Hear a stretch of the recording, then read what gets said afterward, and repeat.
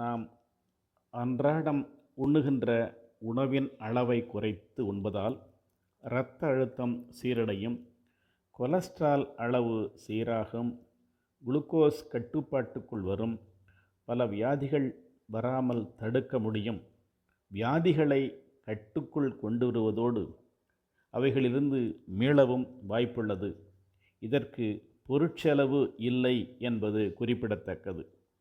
மாரடைப்பு, cancer, diabetes mellitus, hyper tension, auto immune diseases உள்ளிட்ட பல வியாதிகளை டிசீசஸ் ஆஃப் அஃப்ளூயன்ஸ், வள வியாதிகள் எனலாம். சுருக்கமாக சொன்னால் கலோரி மிகுந்த உணவால் வரும் வியாதிகள். உடற்பயிற்சி செய்தல் நன்று என்பது நாம் அறிந்திருந்தாலும் கூட கலோரி ரெஸ்ட்ரிக்ஷன் மூலமாக உடல் ஆரோக்கியத்தை மேம்படுத்த முடியும், உடல் எடையை சீராக்க முடியும். குறிப்பாக ஓவர் வெயிட் உள்ளவர்களுக்கு, உடல் பருமன் உள்ளவர்களுக்கு கலோரி ரெஸ்ட்ரிக்ஷன் டயட் என்பது செலவில்லா மருந்து என்றால் அது மிகையாகாது.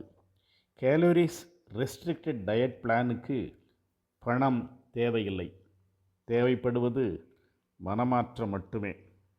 அனைத்து சத்துக்களும் மிகுந்த உணவை குறைந்த அளவில் சாப்பிட்டு ஆயுளை கூட்டி தரமான வாழ்க்கை வாழ முயற்சிக்கலாம் அல்லவா?